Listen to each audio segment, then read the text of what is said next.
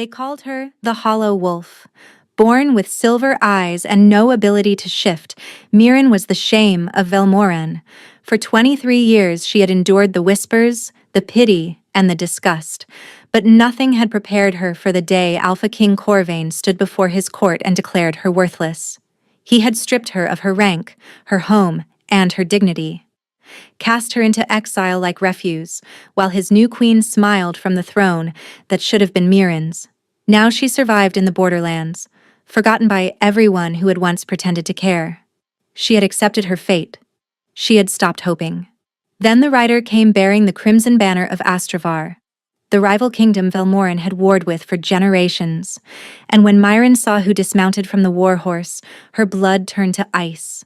Alpha King Calyx, the most powerful ruler on the continent, the man Corvain feared above all others. He had crossed enemy territory, risked war, and ridden for 3 weeks through treacherous lands, and he had done it all for one purpose: her. "I've been searching for you," he said, his amber eyes holding hers with an intensity that made her forget how to breathe. "The whole world calls you worthless, but I know what you really are." Mirren didn't understand. She couldn't understand. Not until he made his offer clear. He would take her to Astravar as his queen. He would give her everything Corvain had stolen. He would protect her with his dying breath. But he warned her of one thing. His kingdom was cursed, and the price of saving it might destroy them both. Neither of them knew how wrong he was. The curse wouldn't destroy them. It would forge them into something unstoppable. The borderlands were where you went when no one wanted you. And Mirren had learned, in the 7 months since her exile, that no one had ever wanted her at all. She crouched beside the half-frozen stream, scrubbing her only spare tunic against the rocks. Her fingers had gone numb hours ago, but she kept working. Stopping meant thinking. Thinking meant remembering. And remembering meant reliving the moment Corvain had looked at her with those cold gray eyes and spoken the words that ended her life. "You are defective, hollow. A wolf who cannot shift is no wolf at all. I, Alpha King Corvain of Velmoran, declare this woman unfit to serve as my mate. She is cast out, stripped of rank and title, banished to the borderlands until death claims her worthless bones." The court had erupted in whispers. Some had laughed. His new queen, the beautiful Solène, had smiled with such satisfaction that Mirren understood instantly. This had been planned. Every moment of the past year, every cold shoulder and cruel rumor, every time Corvain had looked at her with growing disgust.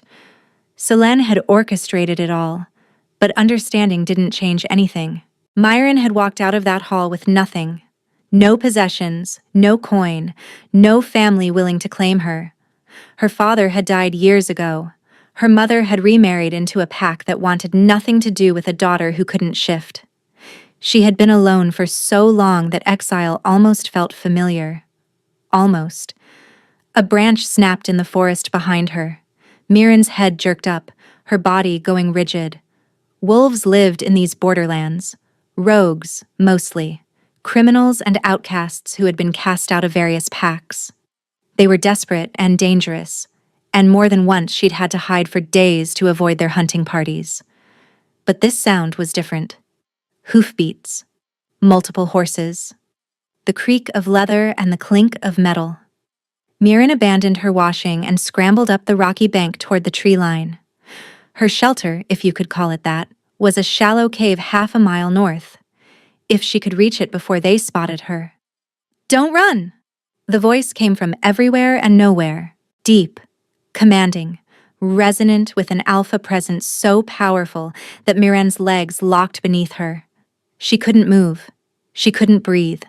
Slowly, fighting every instinct that screamed at her to flee, she turned. The rider emerged from the trees like something out of a nightmare. His horse was massive, black as midnight, breath steaming in the cold air. Behind him rode 6 more soldiers, all wearing armor that gleamed crimson in the pale winter light. But Mirren barely registered the soldiers. Her attention was fixed entirely on the man. He was tall, taller than Corvain, with shoulders broad enough to block out the sky. His hair was dark, falling in unruly waves past his jaw, and his eyes were the color of molten amber, burning with an intensity that made her want to look away and never stop looking all at once. She knew that banner, crimson and gold, the roaring lion, Astravar, the enemy kingdom, which meant this man could only be one person. Alpha King Calyx, Mirren breathed, the words coming out as vapor in the frozen air. He dismounted in one fluid motion, his boots hitting the snow-covered ground without sound. When he walked toward her, she noticed he moved like a predator, all controlled power and deliberate grace. He stopped 3 feet away, close enough that she could smell him. Pine and wood smoke, and something darker beneath. Something that made her hollow wolf stir restlessly in her chest for the first time in months. "You know who I am," he said. It wasn't a question. Mirren's chin lifted despite her terror. "Everyone knows who you are. The Alpha King of Astravar, the enemy of Velmoran, the man who killed Corvain's father in single combat." She paused. "Have you come to kill me? Because Corvain already took everything I had. There's nothing left worth claiming." Something flickered in those amber eyes. Not anger, not pity. Interest. "I haven't come to kill you," Calyx said slowly. "I've come to find you." "Find me?" Mirren shook her head, backing up a step. "Why would the most powerful king on the continent come looking for a worthless exile?" "Because you're not worthless." The words hit her like a physical blow. For a moment she couldn't speak. Couldn't process what he'd said. She had heard herself called worthless so many times that she had started to believe it. To accept it. To wear it like a second skin. And now this stranger, this enemy king, was looking at her as if she were something precious. "I've searched for 3 years," Calyx continued, his voice low and urgent, sent scouts to every corner of every kingdom, followed rumors and legends and the ravings of dying seers. They all pointed to the same thing. A wolf born under the bleeding moon, a wolf with silver eyes who carries the light of the ancients in her veins. His gaze held hers, unblinking. A moonborn. Mirren's blood turned to ice. "I don't know what that is," she said quickly. Too quickly. "Yes, you do." He stepped closer. "You know exactly what you are. You've always known, even if you couldn't name it. That's why your wolf won't emerge. She's waiting."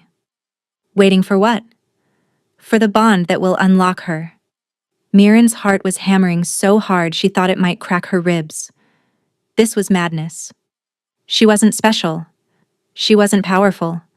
She was a defective wolf who couldn't shift, couldn't fight, and couldn't even keep a roof over her head. But Calyx was looking at her like she was salvation itself. "My kingdom is dying," he said quietly. "A shadow blight has been spreading across Astravar for a decade. It kills everything it touches. Crops, animals, people. My healers have tried everything. Nothing works." He exhaled slowly. "An ancient prophecy speaks of only one cure. A moonborn who can draw the corruption out of the land and purify it with her light."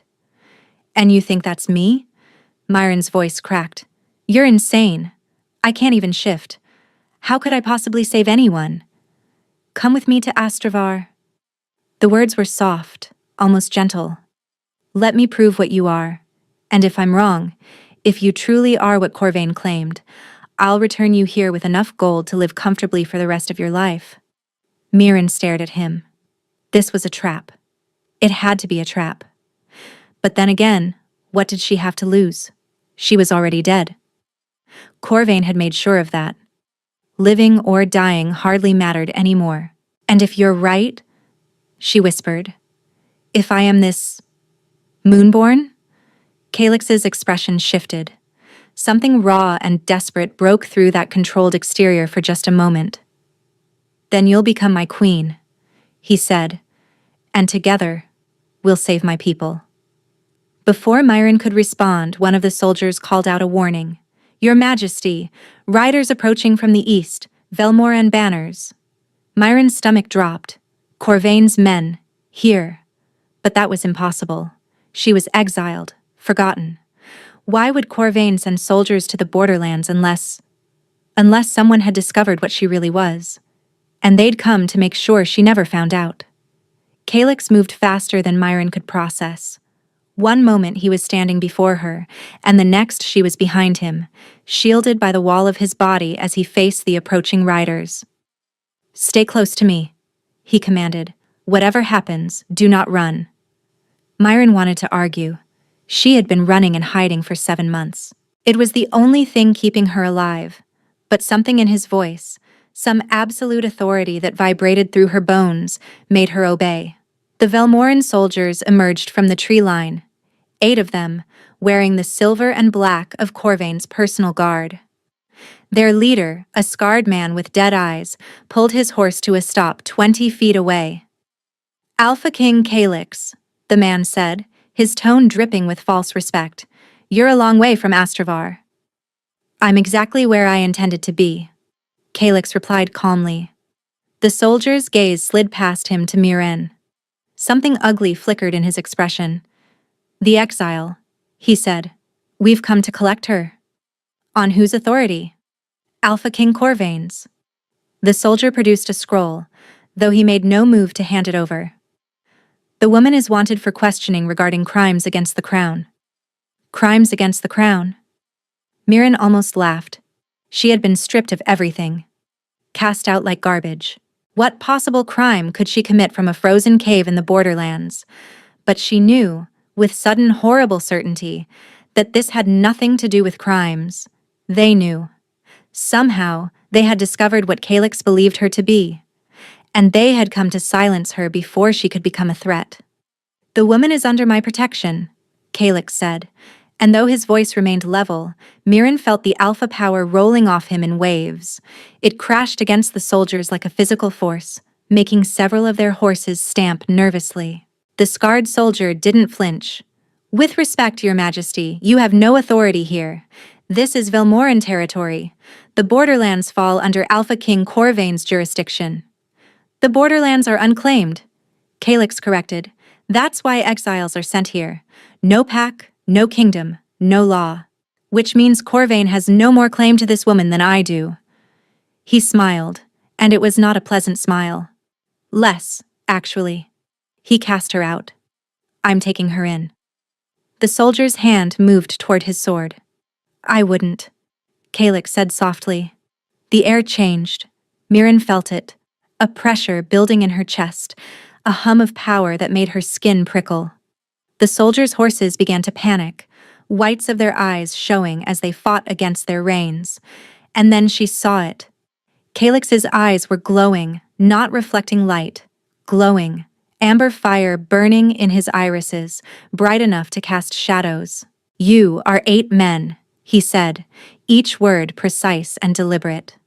"My personal guard has killed more than that before breakfast, and I—" He took one step forward, and 2 of the soldiers' horses bolted entirely, their riders struggling to control them. "I have killed more men than you have met in your entire life." The scarred soldier's composure finally cracked. Myren saw his throat move as he swallowed.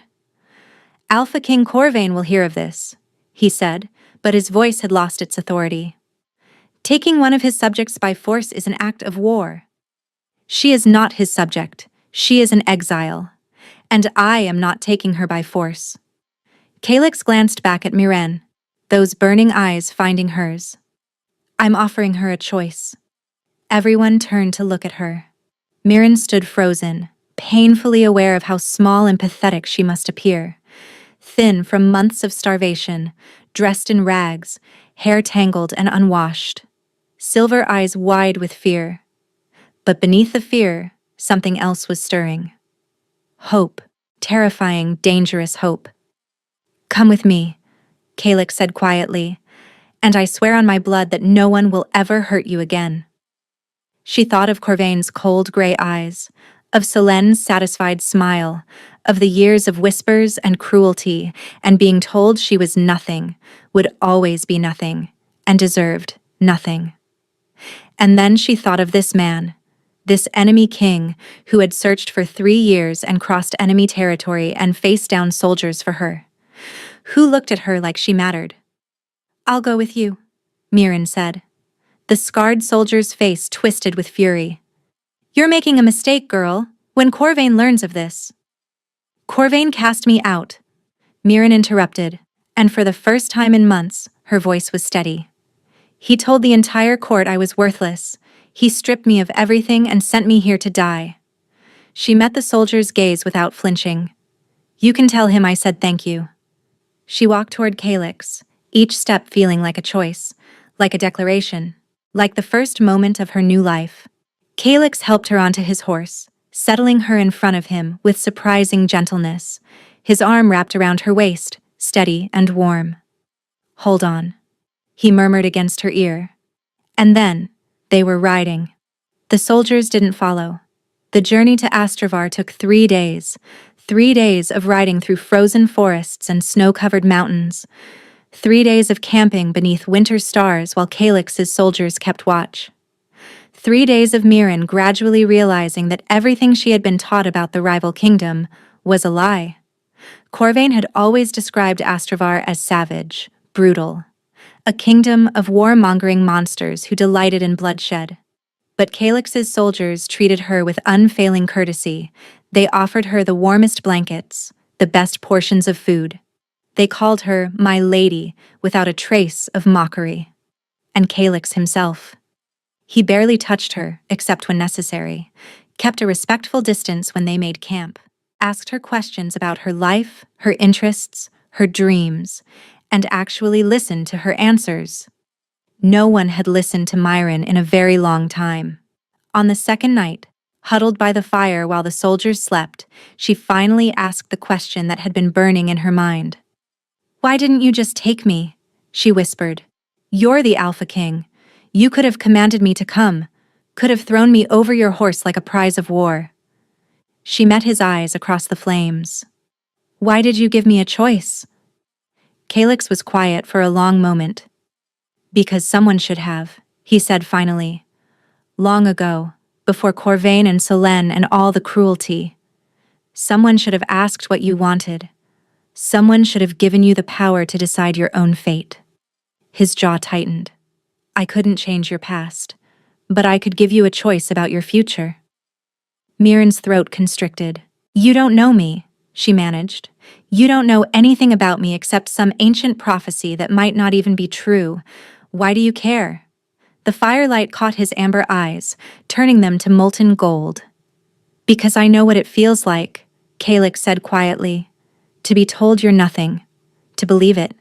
To carry that weight until it crushes something vital inside you." He looked away, into the darkness beyond the fire. "I was not always a king. I was not always powerful. Before my father died, before the crown passed to me, I was the second son. The spare, the disappointment." Mirren stared at him. "My brother was everything I wasn't," Calyx continued. "Strong, confident, born to lead.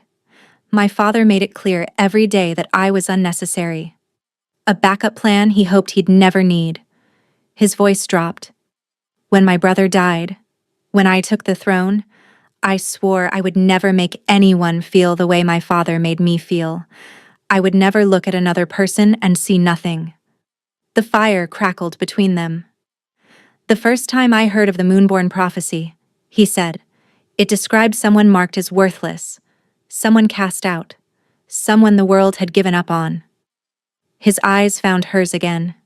"It described you, Mirren. And I knew, even before I found you, that you would be the one.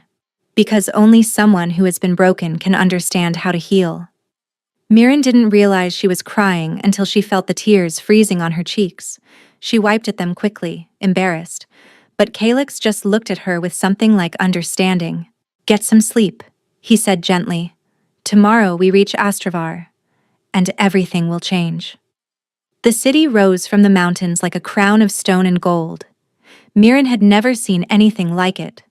Velmoran's capital was all hard angles and dark stone, built to intimidate. But Astrovar gleamed in the winter sunlight, its towers spiraling toward the sky, its walls carved with intricate patterns that seemed to shift and dance as she watched. And the people. They lined the streets as Calyx rode through, cheering and waving and calling out blessings. Children threw winter flowers. Elderly women reached out to touch the hem of his cloak. Soldiers saluted with fists over their hearts. They loved him. Mierin couldn't reconcile this with the monster Corvain had described.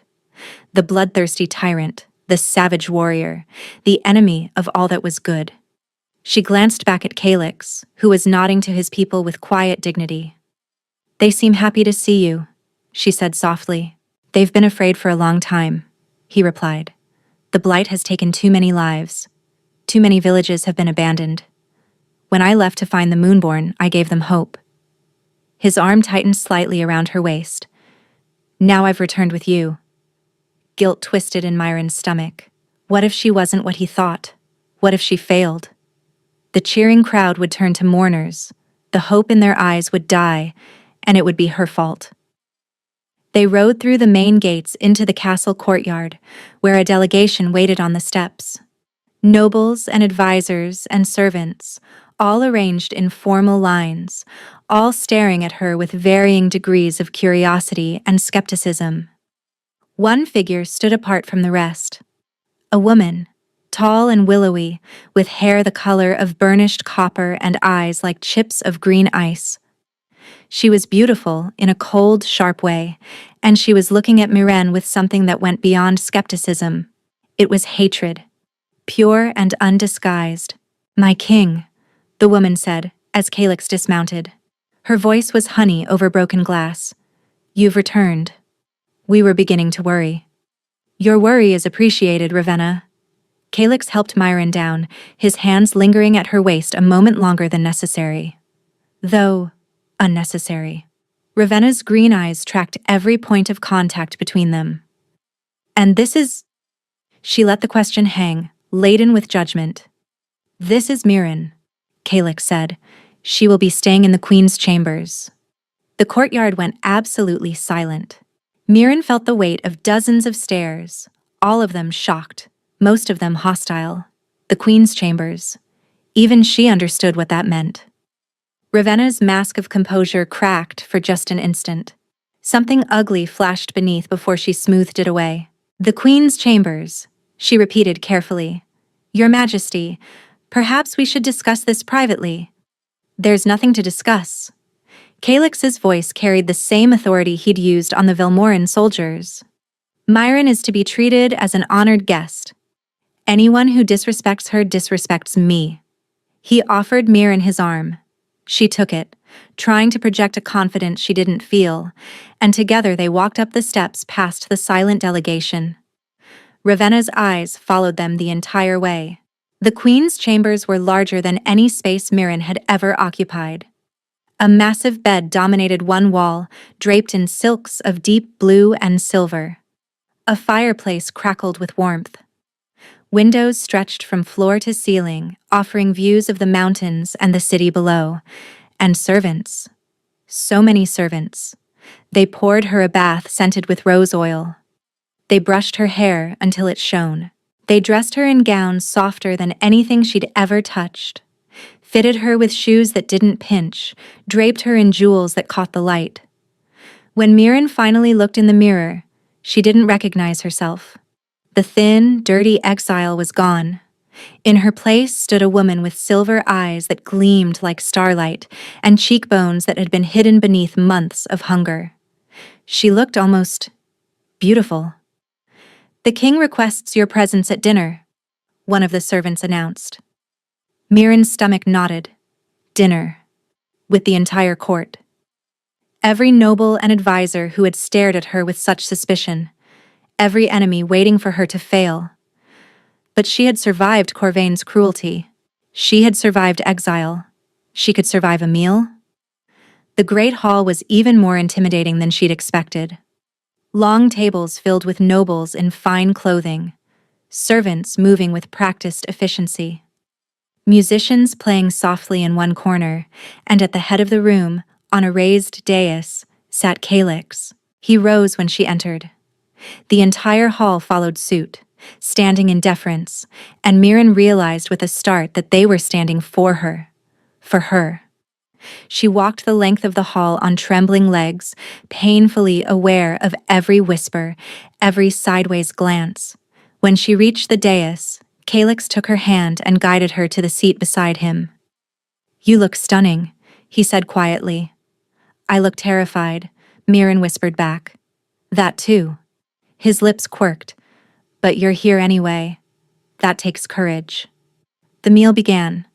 Course after course of food richer than anything Mirren had ever tasted. Wine that warmed her blood. Conversation that swirled around her without requiring her participation. She was starting to relax when Ravenna spoke. "I've been curious about something," the copper-haired woman said, her voice carrying across the table.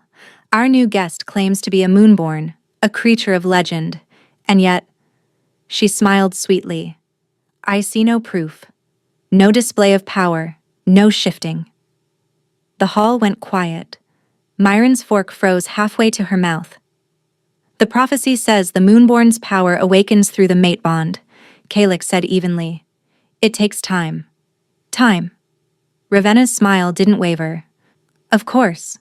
How convenient." She turned to address the hall at large. "We've all heard the stories. Our king searched for 3 years, spent countless resources, chased rumors across the continent. And now he returns with a woman who cannot prove she is anything special at all." Her green eyes found Mirren's. "Tell me, dear, are you certain you're not simply a clever fraud hoping to warm the king's bed?" Gasps rippled through the hall. Mirren felt heat flooding her face. Her hands were shaking. The old familiar shame was rising in her chest, the voice that whispered she was worthless, would always be worthless. But then Calix moved. He rose to his feet, and the hall fell deathly silent. "Lady Ravenna," he said, and though his voice was calm, something dangerous lurked beneath. "You forget yourself. I simply ask what everyone is thinking. You insult a guest under my protection." He stepped down from the dais, walking toward her with slow, deliberate steps. "You question my judgment. You imply your king has been deceived by a commoner." Ravenna's composure finally cracked. She paled, shrinking back in her seat. "I meant no disrespect, Your Majesty." "And yet, disrespect is what you delivered." Calix stopped before her, looming over her chair. "Myron is not on trial. She does not need to prove herself to you or anyone else in this room. She is my guest, and if she chooses to become my queen, she will be exactly that." "If she chooses," the words echoed through the hall, and Mirren felt something crack open in her chest. He wasn't forcing her. Even now, with his entire court watching, he was giving her a choice. "Now," Calix continued, his voice dropping to a whisper that somehow carried to every corner of the room. "You will apologize to her." Ravenna looked like she'd swallowed something rotten. "I apologize," she gritted out. "For any offense?" "To her," Calix repeated, "not to the heir." Ravenna's eyes found Myron's. The hatred there had deepened, curdling into something poisonous. "I apologize," she said through clenched teeth. "My lady." Calix returned to his seat, taking Myron's hand and pressing a kiss to her knuckles. "Anyone else with questions?" he asked the hall. Silence answered him. The rest of the meal passed without incident, but Mirren couldn't shake the chill that had settled over her. Ravenna wanted her gone. That much was clear, and something told Myron that a public humiliation wouldn't be the end of it. Later that night, Myron stood by the window of her chambers, staring out at the moonlit mountains. A knock came at the door. "Come in," she called. Calix entered, still dressed in the fine clothes from dinner, though he looked tired. The shadows under his eyes were darker than they'd been that morning. "I wanted to check on you," he said, "after what happened with Ravenna." "I'm fine." Mirren hugged herself. "I've heard worse." "That doesn't make it acceptable." She turned to look at him. Who is she to you? Ravenna? Something flickered across his face. She was meant to be my queen. An arranged match. Negotiated when we were children. I ended the betrothal 3 years ago, when I began searching for the Moonborn. Everything suddenly made sense. She hates me, Mirren said quietly, because I took her place. A place she never truly held. Calyx moved closer. I never loved her, Myron. I never even wanted her. The betrothal was politics, nothing more. But she wanted you. He was silent for a moment. Then, yes, I believe she did. Mirren looked out the window again. The moon was full and bright, casting silver light across the snow. Why me? She whispered. You've searched for 3 years. You've clearly had options. Beautiful women, powerful women, women who could actually shift. Why did you choose the broken one? Calyx moved to stand beside her, close enough that she could feel the warmth radiating from his body. Because the prophecy isn't about power, he said quietly. It's about heart. The Moonborn isn't special because of what she can do. She's special because of who she is. He turned to face her, amber eyes catching the moonlight. Someone who has been wounded and survived. Someone who has been told she's nothing and refused to disappear. Someone whose capacity for healing comes from knowing exactly how much pain can break a person. Mirren's eyes burned with unshed tears. You see things in me that I've never seen in myself, she breathed. Then let me help you see them. He reached out, his fingers brushing a strand of hair from her face. His touch was gentle, almost reverent.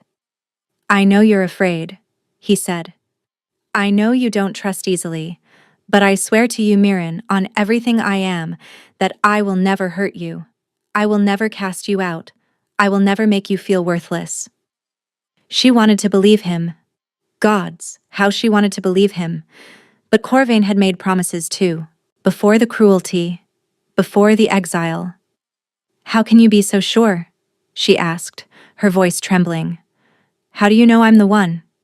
Calyx smiled, and it transformed his face, made him look younger, softer, and almost hopeful.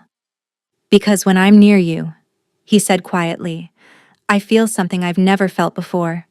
A pull, a warmth. Like my wolf is finally waking up after years of silence. Mirren's breath caught. She felt it too. Had felt it since the moment he'd appeared in the borderlands. A stirring deep in her chest, where her hollow wolf had slumbered for so long. What does that mean? She whispered. It means the bond is forming. Calyx's eyes held hers. It means you're my mate, Myron. And when that bond completes, when your wolf finally awakens, you'll be the most powerful creature in this kingdom. Before she could respond, a commotion erupted outside her door. Shouting, running footsteps, the clash of steel. Calyx's expression shifted instantly from tender to deadly. Stay here, he commanded. He was out the door before she could protest. Mirren stood frozen, heart pounding as the sounds of fighting grew louder. Screams, the thud of bodies. And then, cutting through it all, a voice she recognized. Corvain's voice. Where is she? Where is my worthless little wolf? He had come for her. And this time, he wasn't going to let her go. Mirren didn't stay. She couldn't. Not when Corvain's voice echoed through the halls like a blade scraping against stone. Not when the sounds of fighting grew closer with every heartbeat. She slipped out the servants' entrance, following the narrow corridor toward the source of the chaos. Her heart hammered against her ribs. Her palms were slick with sweat. Every instinct screamed at her to run, to hide, and to become invisible the way she'd learned in the borderlands. But she was done running. The great hall was in chaos when she reached it. Corvain stood at the center of the room, flanked by 20 soldiers in Velmoran silver. His gray eyes were wild, his handsome face twisted with fury. Blood dripped from a gash on his cheek, but he didn't seem to notice. Calyx faced him across a gap of 10 feet, his own soldiers forming a protective line. His amber eyes burned with that same strange glow Mirren had witnessed in the borderlands. You have no authority here, Calyx said, his voice deadly calm. You've violated the borders of my kingdom. You've attacked my people in my own hall. This is an act of war, Corvain. War? Corvain laughed, the sound unhinged. You stole what belongs to me. That worthless creature is my property, my exile, my mistake to correct. She belongs to no one, Calyx growled, least of all you. Corvain's eyes scanned the room, searching. When they landed on Miren standing in the doorway, his expression shifted. Hunger, possession, rage. There she is, he breathed. My little hollow wolf. Did you think you could escape me? Did you think hiding behind another king would protect you? Miren's legs threatened to buckle, but she forced herself to stand tall. You cast me out, she said, her voice steadier than she felt. You called me worthless in front of your entire court. You sent me to die in the borderlands. She took a step forward. I am not yours anymore, Corvain. I never truly was. Something dangerous flickered in his gray eyes. You don't understand what you are, he said softly. I didn't either. Not until after. Not until my seers told me what the silver eyes meant, what the bleeding moonbirth meant. His lip curled. You're a weapon, Miren. A living weapon. And I will not let my enemy possess what should have been mine. The truth hit her like a physical blow. He hadn't come because he wanted her. He had come because he finally understood her value, and he couldn't bear the thought of someone else wielding it. She was still just a thing to him, an object, a tool. She's not a weapon, Calyx said quietly. She's a person. And she has already made her choice. Her choice means nothing, Corvain roared. She's a defective wolf who can't even shift. What kind of choice can she possibly? I choose him. Miren's voice rang through the hall, cutting Corvain off mid-sentence. Everyone turned to stare at her. The soldiers, the nobles who had gathered to watch. Even Calyx himself, his amber eyes widening with something she couldn't name. I choose Calyx, she repeated, stronger now. I choose Astravar. I choose to stay here, not as a weapon, not as a tool, but as myself. She met Corvain's furious gaze without flinching. You had me for 23 years and saw nothing but shame. He found me in 3 weeks and saw everything you were too blind to notice. Corvain's face contorted with rage. You'll regret this, he snarled. Both of you will regret this. Perhaps, Calyx said calmly, but not today. He raised his hand and his soldiers moved. The battle was brief and brutal. Corvain's men were outnumbered and outmatched, fighting in enemy territory against warriors who knew every corner of their own hall. Within minutes, it was over. The Velmoran soldiers were disarmed and forced to their knees. Only Corvain remained standing, held at sword point by 6 of Calyx's guards. Kill me, he spat. End it now, if you have the courage. Calyx walked toward him slowly, each step deliberate. Killing you would be mercy, he said, and you've earned none from me. He stopped inches away, looming over his rival. You will return to Velmoran. You will tell your court that you came here seeking your exile, and I refuse to give her up. You will tell them that I have claimed her as mine, and that any further attempt to take her will be met with the full force of my army.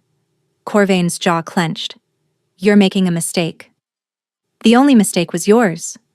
Calyx's voice dropped to a whisper. You had a treasure and you threw her away. Now she's mine, and I will never let her go. The words echoed through the hall. Miren felt them settle into her bones, warm and terrifying and impossibly real. Mine. He had called her his. And for the first time in her life, she didn't want to run from that claim. The guards escorted Corvain and his soldiers to the border. Miren watched them go from the castle balcony, her fingers gripping the stone railing until her knuckles turned white. The winter wind whipped at her hair, but she barely felt the cold. Footsteps approached behind her. You shouldn't be out here, Calyx said. It's freezing. I needed to see them leave. She didn't turn around. I needed to know it was real. He moved to stand beside her, close enough that their shoulders almost touched. "It's real," he said quietly. "You're safe, Mirren. He can't hurt you anymore." She wanted to believe him, desperately. But something Corvain had said was echoing in her mind. "He called me a weapon," she whispered. "Is that what I am to you too? A tool to save your kingdom?" Calyx was silent for a long moment. "When I first started searching," he said finally, "yes. I won't lie to you. The prophecy described someone who could heal the blight, and that was all I cared about. Saving my people. Stopping the death." He turned to face her. "But then I found you. I saw you standing by that frozen stream, thin and starving and utterly alone, and something changed." "What changed?" His amber eyes held hers.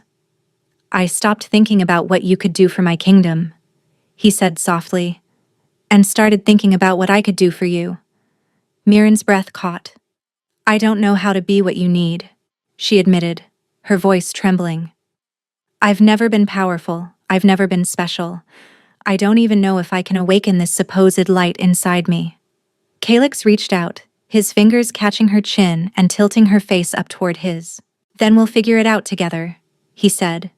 "No pressure, no demands, just time and patience, and whatever you need to feel safe." A tear slipped down her cheek before she could stop it. "Why are you so kind to me?" she breathed. "Because you deserve kindness." His thumb brushed away the tear.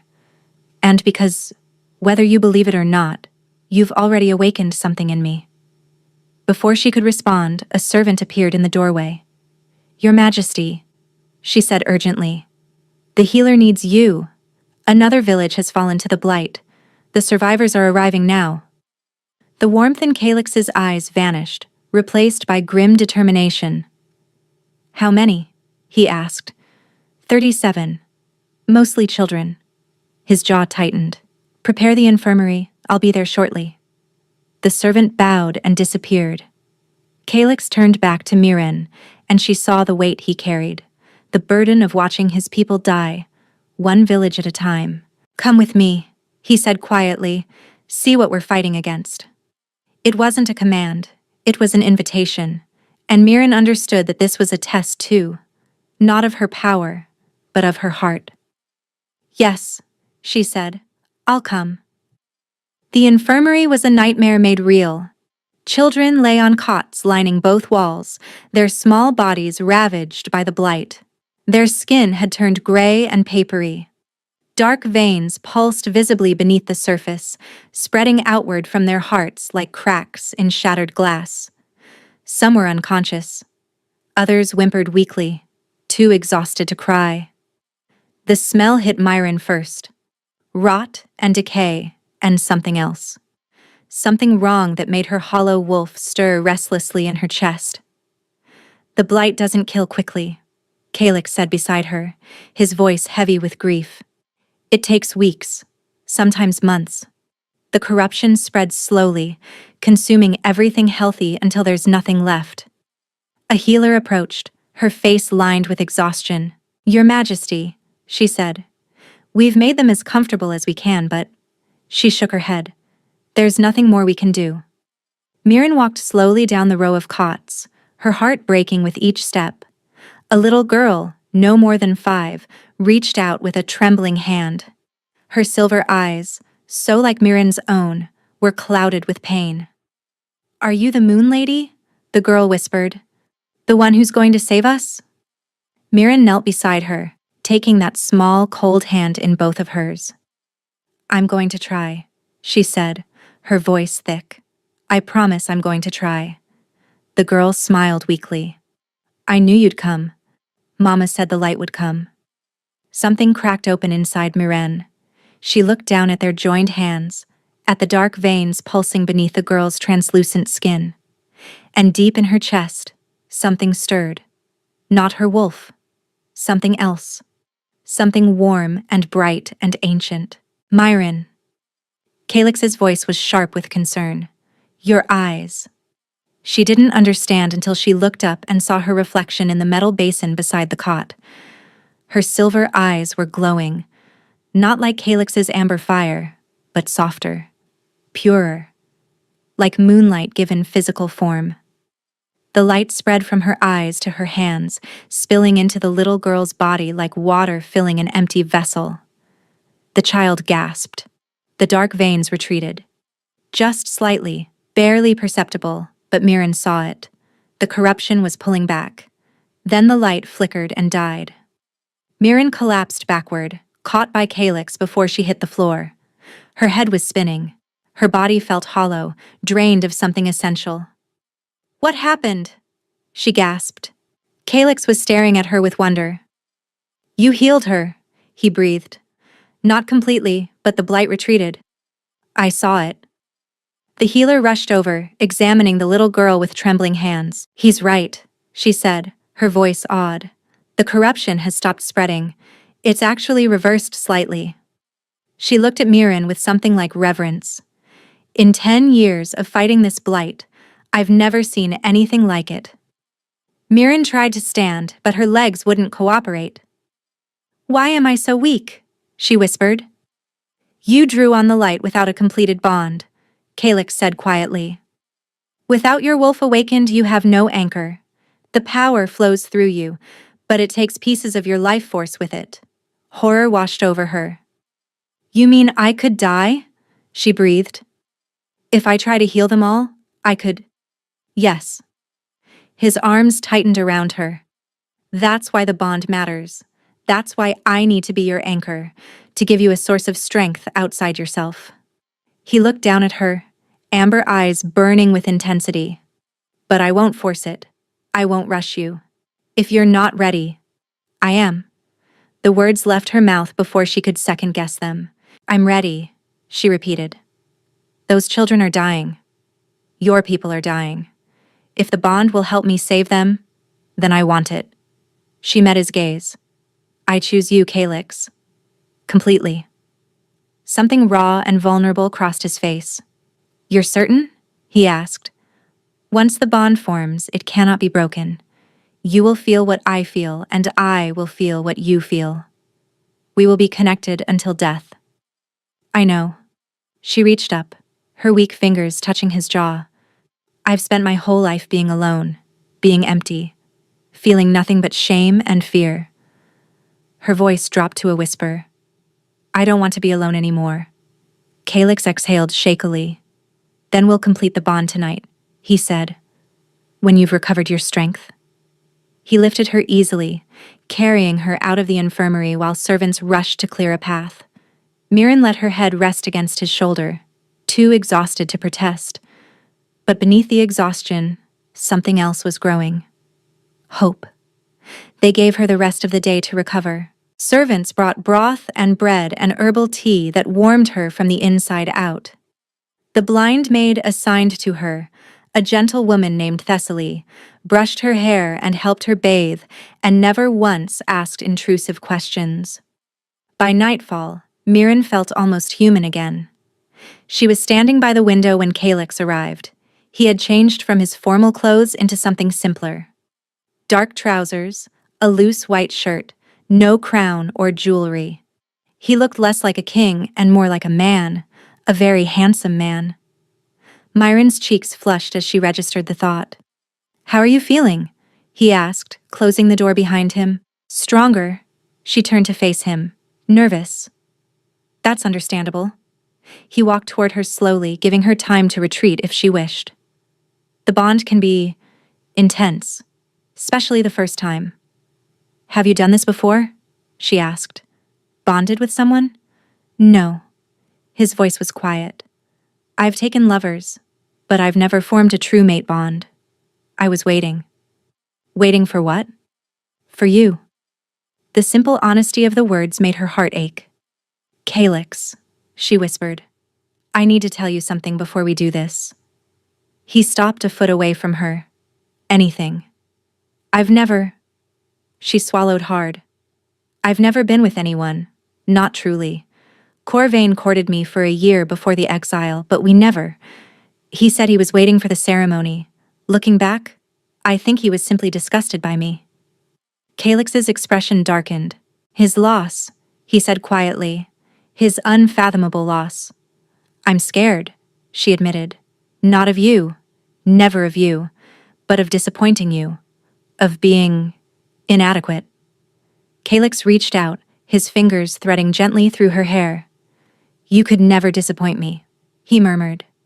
And there is nothing inadequate about you, Miren. Nothing hollow or worthless or broken.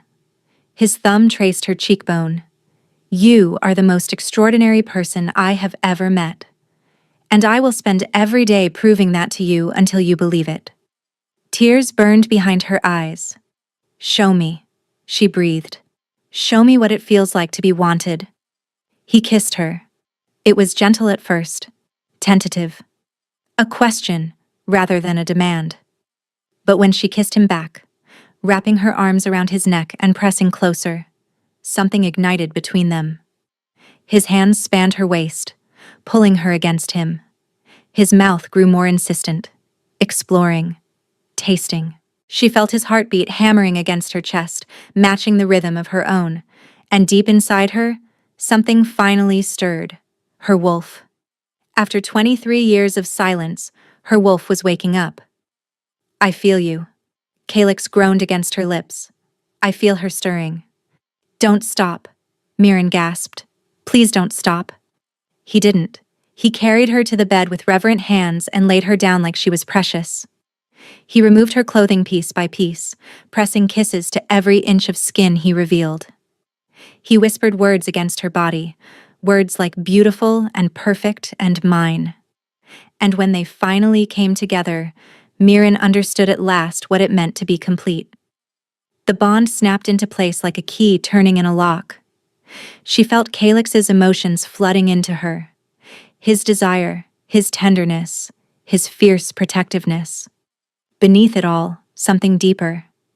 Something that felt terrifyingly like love. And he felt her too. All of her. The fear and the hope and the desperate longing for belonging.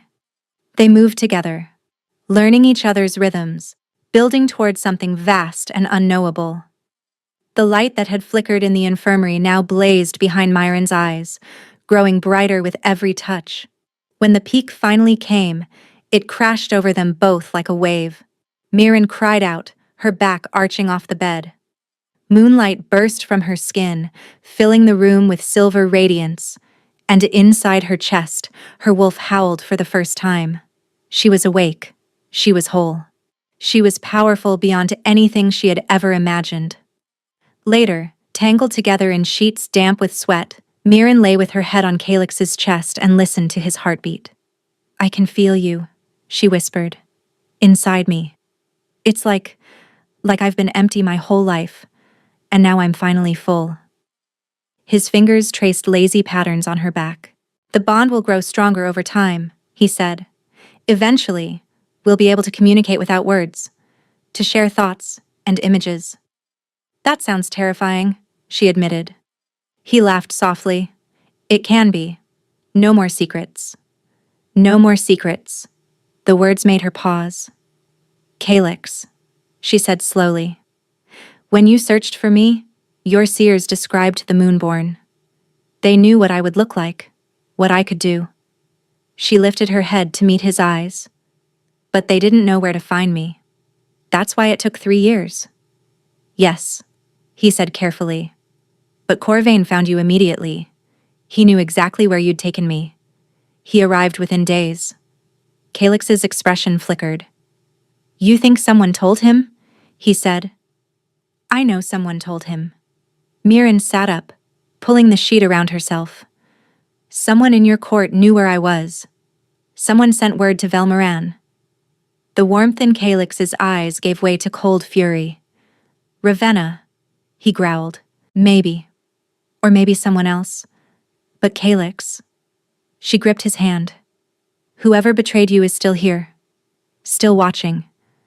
And when they realize I've awakened my power, they'll try again. He was silent for a long moment. Then he pulled her close, wrapping his arms around her like a shield. Let them try, he said quietly. Anyone who threatens you answers to me, and I am not kind to traitors. Mirren wanted to believe they were safe. But deep in her chest, where the bond pulsed with new warmth, she felt a shadow. Something dark was coming, and the betrayer was closer than either of them realized. The weeks that followed were the happiest of Myron's life. Every morning she woke in Calix's arms, surrounded by warmth she had never known existed. Every night, they explored each other's bodies and souls, the bond deepening with each passing day, and her power grew. Under the guidance of an ancient scholar named Orenthal, Mirren learned to control the moonlight that lived inside her. She could summon it at will now, channeling it through her hands into the blighted victims who filled the infirmary. She couldn't heal them completely. Not yet. The corruption was too deep, too entrenched. But she could slow its progress. Buy them time. Give them hope. It was more than anyone else had managed in a decade. "You're a miracle," the healer told her one morning, tears streaming down her weathered face. "Those children were supposed to die, and now they're playing in the courtyard." Mirren watched through the window as the little silver-eyed girl chased her friends around the garden. She was still pale, still fragile, but she was alive. Alive because of Myron. The thought filled her with something foreign and wonderful. Purpose. For the first time in her life, she had purpose. The council meeting that afternoon should have been routine. Mirren sat beside Calix, still unused to her place at the table but no longer afraid of it. The nobles had warmed to her over the past weeks, especially after word spread of her healing abilities. Even the skeptics had begun to bow their heads when she passed. Only Ravenna remained hostile. The copper-haired woman sat at the far end of the table, her green eyes fixed on Mirren with unblinking intensity. She hadn't spoken a word against Mirren since the public humiliation, but her hatred was palpable. "The Blight has retreated from 2 more villages," the chief advisor was saying. "Reports indicate the corruption is weakening at the source." "That's excellent news," Calix said. "Mirren's efforts are working." Several council members murmured their agreement. A few even smiled at her. Ravenna did not smile. "The source," she said suddenly, her voice cutting through the murmurs. "Has anyone actually investigated it? Or are we simply treating symptoms while the disease continues to spread?" The room went quiet. "We've sent scouts," the chief advisor said carefully. "But the blighted lands are dangerous. Most don't return." "Then perhaps," Ravenna continued, her eyes never leaving Mirren, "our new queen should go herself. After all, if her light can heal victims, surely it can purify the source." Myron felt Calix stiffen beside her. "Absolutely not," he said. "The source is in the heart of the corruption. Sending Myron there would be suicide." "Would it?" Ravenna's smile was poison wrapped in silk. "She's so powerful, after all. So miraculous. Surely she wouldn't refuse to help if the alternative is watching your people die." The trap was elegant and brutal. If Mirren agreed, she would be walking into certain death. If she refused, she would appear cowardly and selfish. Ravenna had been planning this. "I'll go." The words came from Myron before she fully registered speaking them. Calix's hand gripped hers under the table. The bond carried his fear crashing against his fury. "Myron," he said tightly. "A word. In private." He barely waited for the study door to close before rounding on her. "What were you thinking?" he demanded. "You just volunteered to walk into the most dangerous place in the kingdom." "I was thinking about those children," Myron said calmly. "I was thinking about your people dying in their beds while we sit in this castle and wait for them. And I was thinking about losing you." His voice broke. "I just found you. I can't." He turned away, running both hands through his hair. His terror flooded through their connection, raw and overwhelming and utterly at odds with the powerful king he presented to the world. She moved closer, placing her hand on his back. "You won't lose me," she said softly. "You don't know that." "No," she admitted.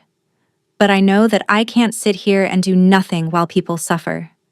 Not when I have the power to help." She moved around him, forcing him to meet her eyes. "You searched for me because of a prophecy." A prophecy that said the Moonborn could heal the blight. Not just slow it. Heal it. His jaw tightened. The prophecy also says the Moonborn must sacrifice something precious to purify the source, he said quietly. We never told you that part. Ice flooded Mirren's veins. What kind of sacrifice? We don't know. His eyes held hers. But I won't let it be you. I won't let you become a martyr for my kingdom. It's my kingdom now too, she reminded him gently. You made me queen. These are my people as much as yours. Calyx exhaled shakily. How did I fall so hard for someone so stubborn? He murmured. Despite everything, Mirren smiled. Probably the same way I fell for someone so overprotective. His arms wrapped around her, pulling her close. If you insist on going, he said against her hair, then I'm going with you. The kingdom needs you here. The kingdom means nothing without you. The words should have felt excessive, dramatic. Instead, they felt like truth. Together then, Mirren whispered. We face the source together. Calyx pulled back, his amber eyes burning into hers. Together, he agreed. But we prepare first. We train. We learn everything we can about the corruption and how to fight it. His jaw set. And we find the traitor who keeps feeding information to our enemies. A chill ran down Mirren's spine. You think the blight and the betrayer are connected? I think nothing in this kingdom happens by coincidence. He released her, moving toward the door. The blight began 10 years ago, shortly after Ravenna's father became chief advisor to my father. And it's been spreading ever since, always staying just ahead of our efforts to contain it. Mirren's mind raced. You think Ravenna's family is responsible for the blight? I think Ravenna's family has been benefiting from it, Calyx said grimly. Every time a village falls, the survivors flee to the capital. They need food, shelter, work. And who controls the grain stores? Who owns the labor contracts? Ravenna's father. Exactly. The pieces clicked into place with horrible clarity. The blight wasn't a natural disaster. It was manufactured. And the woman who hated Mirren most in the world was at the center of it. We need proof, Mirren said. Then we'll get proof. Calyx opened the door. But carefully. If Ravenna suspects we're investigating her, she'll destroy any evidence. Or worse. Or worse. The words hung in the air like a threat. That night, Mirren lay awake in Calyx's arms, staring at the ceiling. She had come to Astrovar expecting nothing. Hoping for nothing. Just survival. One day at a time. Instead, she had found love. Power. Purpose. And now, enemies who wanted to destroy all of it. Whatever happens, she whispered into the darkness, I won't let them win. Calyx stirred beside her, his arms tightening. Neither will I, he murmured. Neither will I. But somewhere in the castle, hidden in shadows, a figure watched and waited. And the real betrayal hadn't even begun. The investigation took 3 weeks. 3 weeks of secret meetings, whispered conversations, and carefully gathered evidence. 3 weeks of Mirren playing the gracious queen while Calyx played the unsuspecting king. 3 weeks of watching Ravenna smile her poisonous smile, never knowing they were closing in. And now, they had her. The documents are irrefutable, the chief advisor said, spreading the papers across Calyx's desk. Lord Vanthros has been diverting grain shipments for over a decade. The shortages that forced refugees into labor contracts were manufactured. And these letters... He tapped a stack of parchment. These prove Ravenna knew everything. Mirren stared at the evidence with sick fascination. Letters in Ravenna's own hand, detailing payments to alchemists who specialized in corruption magic. Records of bribes to officials who looked the other way. And most damning of all, a single page that connected everything. A map of the blight spread, marked with dates. Each date corresponded to a payment. Each payment preceded a new outbreak by exactly 1 week. They hadn't just been profiting from the blight. They had been creating it. How many people? Mirren whispered. How many people have died because of this? The chief advisor's face was gray. Thousands, he said quietly. Perhaps tens of thousands over the years. Calyx stood motionless by the window, his back rigid with barely contained fury. The mate bond pulsed with his rage, hot and terrible and barely controlled. "Arrest them," he said, his voice deadly calm. "Both of them, tonight." "Your Majesty," the advisor hesitated. "Lord Vanthros commands significant loyalty among the Eastern nobles. If we move against him without—" "I said arrest them." The advisor bowed and fled. Mirren moved to Calyx's side, taking his hand in hers. "We'll get justice," she said softly, "for all of them." He turned to face her, and she saw the weight of 10 years of failure in his eyes. "I should have seen it," he said. "I should have known. They were right under my nose the entire time, and You trusted the wrong people," Myron interrupted gently. "That's not a flaw, Calyx. That's being human." "I'm not supposed to be human." His voice wavered. "I'm supposed to be a king. My people died because I couldn't see what was in front of me." She cupped his face in her hands, forcing him to meet her eyes. "Your people are still dying," she said. "But not for much longer. We know the truth now. We can stop this." For a long moment he simply looked at her. Then he pulled her close, burying his face in her hair. "What did I do to deserve you?" he murmured. "You searched for 3 years," she reminded him. "You never gave up. You found me when no one else was looking." His arms tightened around her. "I love you," he said quietly. "I know I should have said it before, but I was afraid. Afraid that saying it would make it real, and real things can be lost." Mirren's heart soared.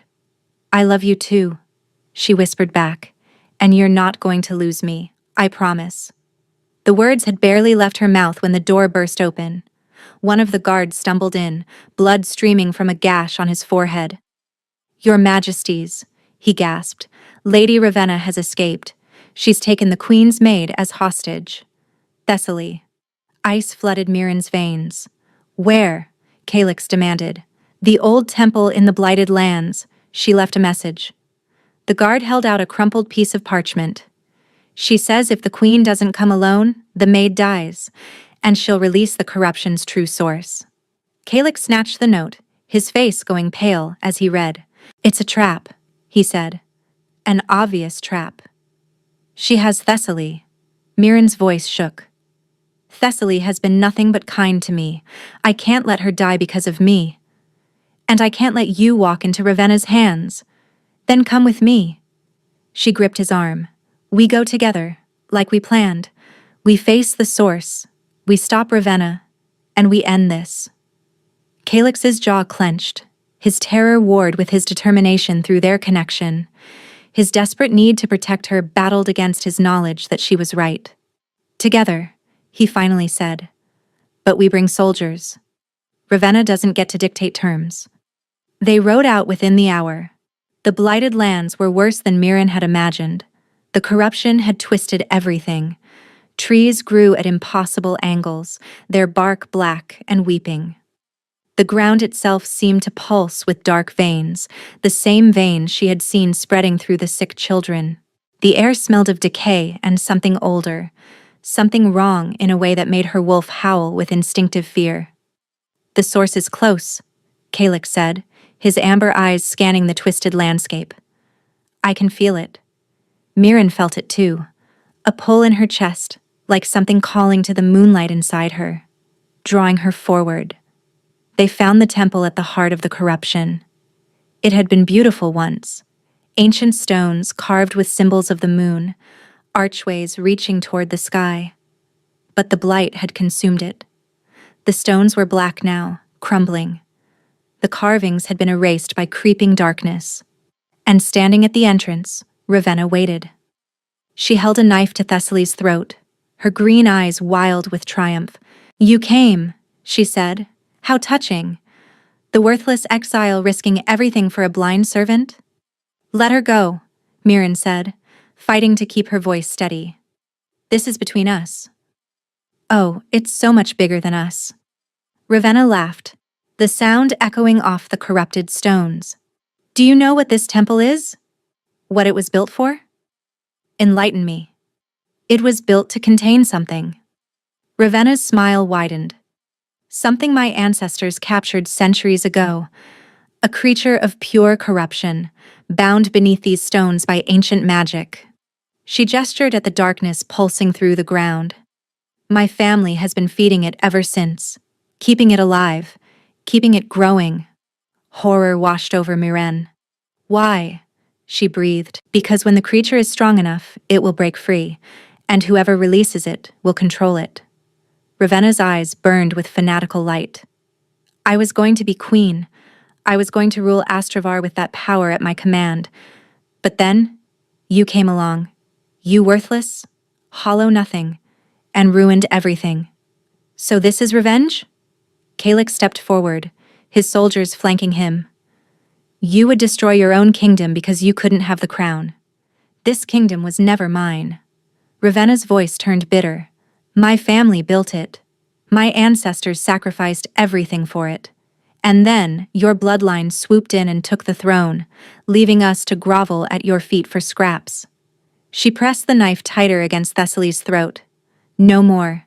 Tonight the old blood rises. Tonight, I take what was always owed to me. She slammed her hand against the temple wall. The ground shook. Cracks split the stone floor, spreading outward in jagged lines. Black light erupted from below, so dark it seemed to swallow the moonlight. And from the depths, something began to rise. It was massive, formless. A writhing mass of corruption and shadow that filled the temple and spilled outward like a tide. Eyes appeared within the darkness, hundreds of them, all fixed on Miren with hungry recognition. The Moonborn, the creature hissed, its voice coming from everywhere and nowhere. I have waited so long to taste your light. Run! Kalix shouted, grabbing Miren's arm. But she couldn't run. The creature's presence pinned her in place, pressing against her mind like a physical weight. The moonlight inside her flared in response, bright and desperate. And then the creature struck. Pain. Blinding, overwhelming pain. Miren felt the corruption slam into her chest like a fist, forcing its way past her defenses. It was cold and wrong and hungry, seeking the light inside her with mindless desperation. She screamed, Miren! Kalix's voice, distant and frantic. Miren, fight it! She was trying. Gods, she was trying. But the creature was too strong, too ancient. It had been growing for centuries, feeding on the life force of an entire kingdom. And she was just one woman. One worthless, hollow, broken woman. No.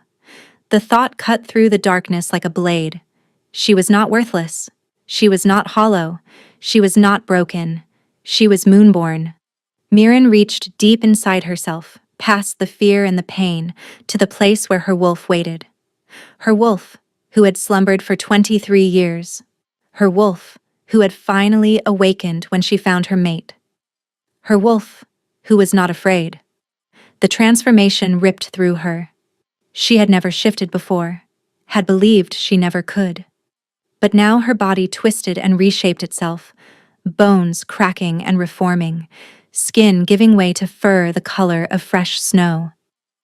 When it was over, she stood on 4 legs, larger than any wolf she had ever seen, and her fur glowed with pure moonlight.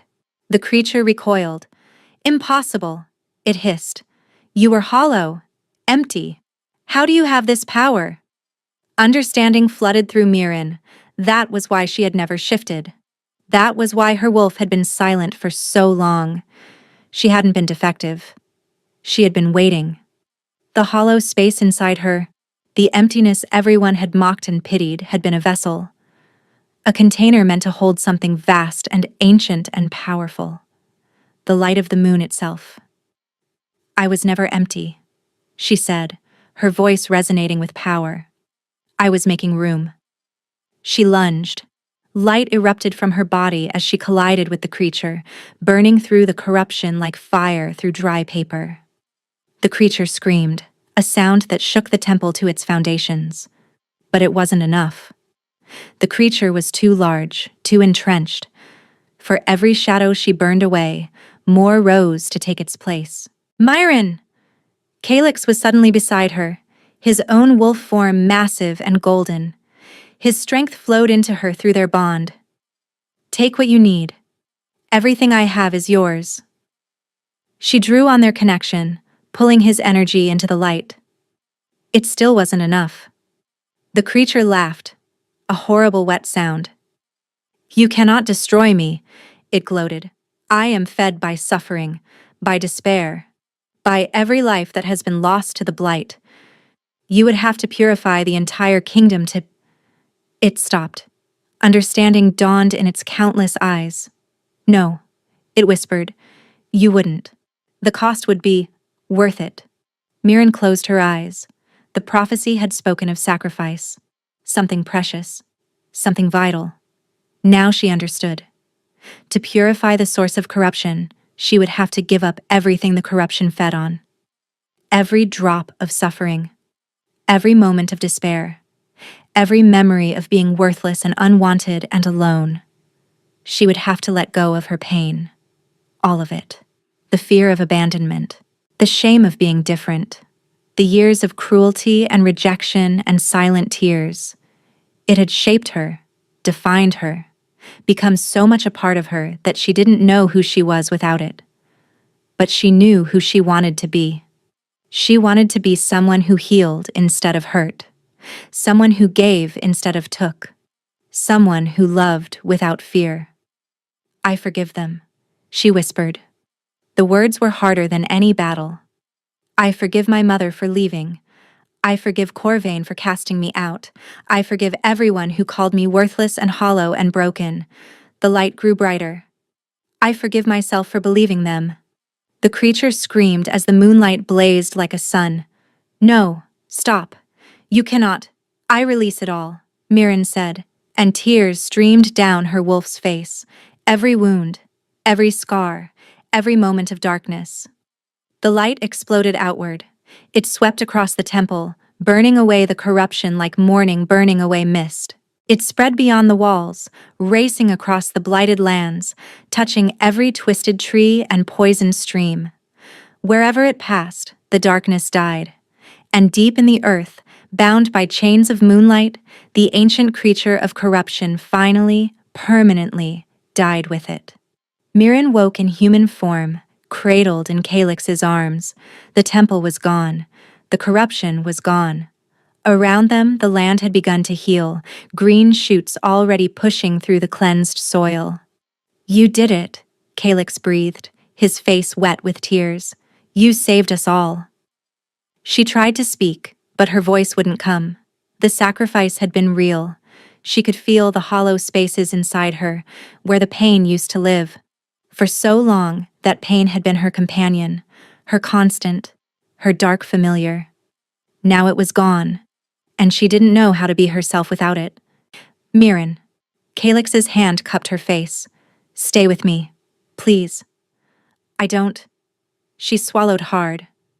I don't know who I am now, without the hurt, without the wounds. Then we'll figure it out together. His forehead pressed against hers. You are still you, still stubborn and brave and impossibly kind. The pain was never what made you special, Myron. You were special despite it, because you survived it and stayed soft when the world tried to make you hard. Fresh tears spilled down her cheeks. I love you, she whispered. I love you more. He kissed her gently. Now let's go home. But the night wasn't over. They found Ravenna where the creature had dropped her. Unconscious but alive, Thessaly sat nearby, shaken but unharmed, the knife that had threatened her throat lying discarded on the ground. What do we do with her? One of the soldiers asked, gesturing at Ravenna's prone form. Calyx's expression hardened. She murdered thousands, he said. She will face justice. Wait. Mirren placed a hand on his arm. Before we take her back, I need to understand something. She knelt beside Ravenna, who was beginning to stir. Why? Mirren asked quietly. Why help Corvain? Why send him to find me? Ravenna's green eyes fluttered open, even defeated, even broken. Hatred still burned in their depths. Because I knew what you were before anyone else, she spat. My family has been searching for the Moonborn for generations. When my seers found you in Velmoran, I couldn't get to you in time. Corvain had already claimed you. Her lips twisted. So I made sure he'd throw you away. I sent agents to his court, paid them to whisper about your defects.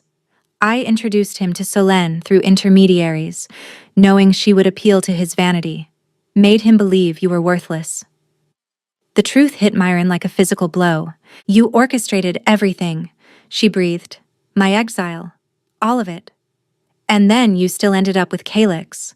Ravenna's laugh was bitter. Everything I did, every plan I made, and you still won. I didn't win anything. Mirren stood slowly. I survived. That's not winning. That's just refusing to die. She turned to Calyx. Take her back for trial, she said. Let the people she hurt decide her fate. Ravenna screamed curses as the soldiers dragged her away. But Mirren didn't look back. She was done looking back.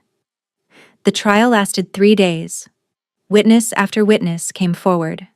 Survivors of blighted villages, families who had lost everything, children who had been orphaned by the corruption that Ravenna and her father had deliberately spread. Lord Vanthros broke on the second day, confessing everything in exchange for mercy. There was no mercy. The council sentenced him to death. Ravenna, as the architect of the scheme, received the same sentence. Myron watched the executions from the castle balcony, Calyx's hand clasped in hers. Is it wrong that I feel nothing? She asked quietly. I should feel satisfied, vindicated, but I just feel empty. Not empty, Calyx corrected gently. At peace. There's a difference. Maybe he was right. The crowds dispersed below. Life in Astrovar would return to normal or something close to it. The blight was gone. The threat was ended. Healing could finally begin. There's something else, Calyx said carefully. News from Velmoran. Mirren tensed. Corvain? He's been overthrown. Calyx's voice was neutral, but she sensed his satisfaction through their link. When word spread that his former betrothed had saved Astrovar while he sat on his throne doing nothing, his nobles revolted. Selene fled. Corvain has been imprisoned pending trial for the abuses of his reign. For a long moment, Mirren simply stood there, processing. The man who had called her worthless. The man who had cast her out like garbage. The man who had tried to reclaim her as a weapon. He was gone. I thought I would feel more, she admitted. Triumph, maybe, or vindication. But I just feel relieved. That's because you've moved on. Calyx pulled her close. He doesn't have power over you anymore. He's just a man who made the worst mistake of his life. What will happen to Velmoran?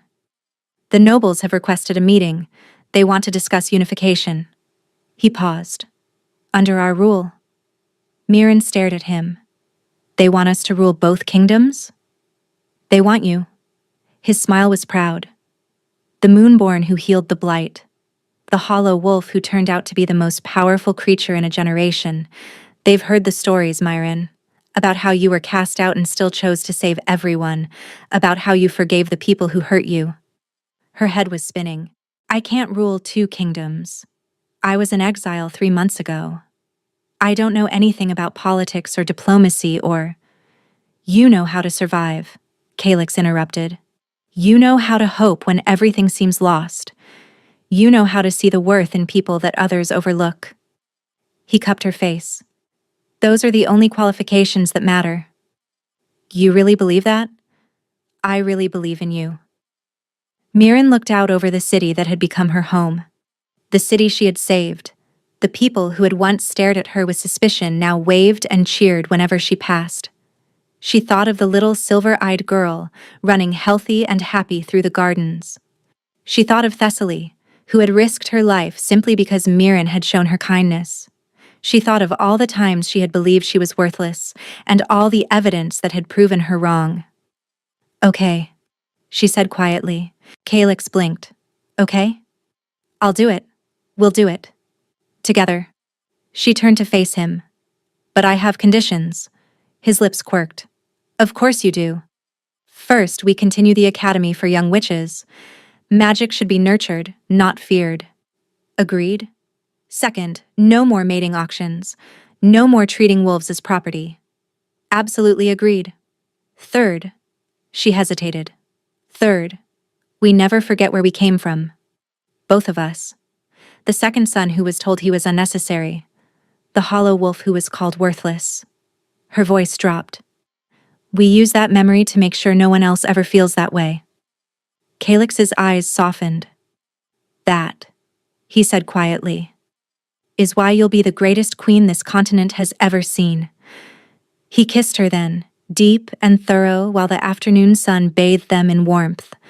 And somewhere in the depths of Mirren's chest, where the pain used to live, something new had taken root. Not emptiness, not hollowness, love. 1 year later, the twin kingdoms of Astravar and Velmoran had never been more prosperous. The blight was a memory. The land had fully healed, yielding harvests richer than any in recorded history. Villages that had been abandoned for years were being rebuilt, filled with families who had finally found hope. And at the center of it all, Queen Mirren sat on her throne, her hand resting on the swell of her pregnant belly. The ambassador from the Eastern Isles is requesting an audience, her advisor announced. Send him in. The work of ruling never ended. Treaties to negotiate, disputes to settle, alliances to forge. But Mirren had discovered something surprising about herself. She was good at it. All those years of watching, of being overlooked, had taught her to see things others missed. She noticed when someone was lying. She understood the unspoken currents beneath polite conversation.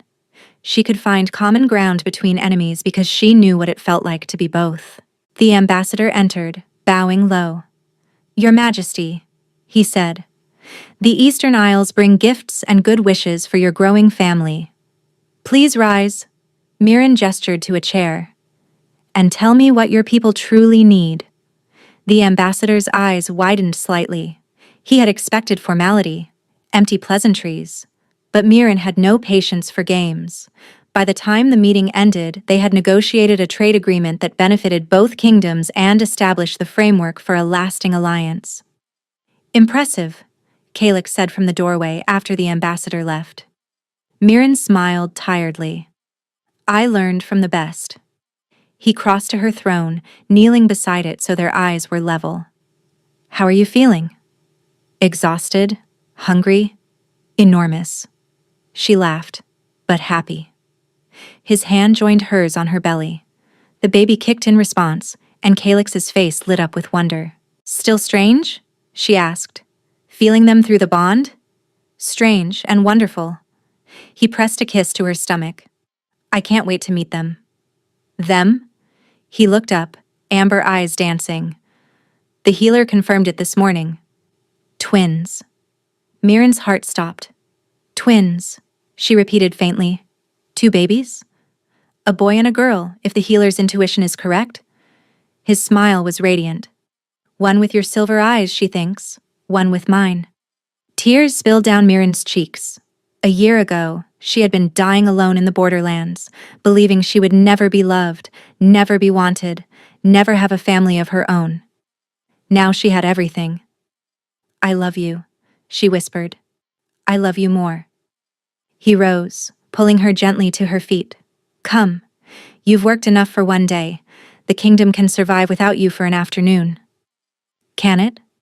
It managed for centuries before you arrived. Poorly, but it managed. She laughed, letting him lead her through the castle. They ended up in the garden, the same garden where he had first told her he was falling for her. The roses were in full bloom, filling the air with sweetness. Calix spread a blanket on the grass, and they lay together watching the clouds drift overhead. Do you ever think about how different things could have been? Mirren asked quietly. If you hadn't found me, if Corvain's soldiers had gotten there first? Sometimes, he admitted. But then I remember something. What? that the prophecy wasn't about finding you. He turned his head to look at her. It was about you finding yourself. The Moonborn's power doesn't come from the moon, Myren. It comes from within. From the strength to keep hoping when everything seems lost. From the courage to love when you've been hurt. From the choice to heal instead of hurt. He sat up, taking her hand. You would have found that power eventually, with or without me. You would have saved yourself, because that's who you are. His voice dropped. I'm just grateful I get to be beside you while you do it. Mirren sat up too, cupping his face in her hands. You're wrong about one thing, she said softly. What's that? I couldn't have done any of it without you. She kissed him gently. You believed in me when I couldn't believe in myself. You saw value in me when I thought I had none. You gave me a choice when everyone else just took. Her forehead pressed against his. You saved me, Calyx, and I will spend the rest of my life being grateful for that. They stayed in the garden until sunset, wrapped in each other's arms, watching the sky turn gold and pink and purple. Two people who had been told they were nothing. Two people who had found everything in each other. And high above, the moon rose full and bright, bathing them in silver light. It almost seemed to be smiling. Thank you for listening to this story. If you enjoyed it and want to hear more stories like this, please subscribe to the channel and hit the notification bell so you never miss an upload. Let me know in the comments what you thought. Did you expect the twists? Who was your favorite character? What kind of story would you like to hear next? Your comments mean more to me than you know, and I read every single one. Until next time, remember, you are never as worthless as others make you feel. Sometimes the hollow spaces inside us are just making room for something extraordinary.